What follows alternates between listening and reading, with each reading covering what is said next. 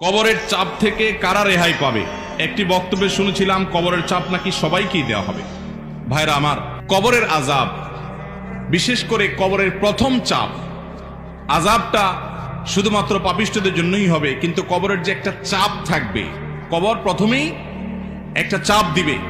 যারা কবরস্থ হবে না, বারজাখী জীবনে যে যেখানে তার ধ্বংসাবশেষ থাকুক, সেখানে একটা প্রেসার প্রত্যেকটা মানুষকে দেয়া হবে, একটা চাপ থাকবে।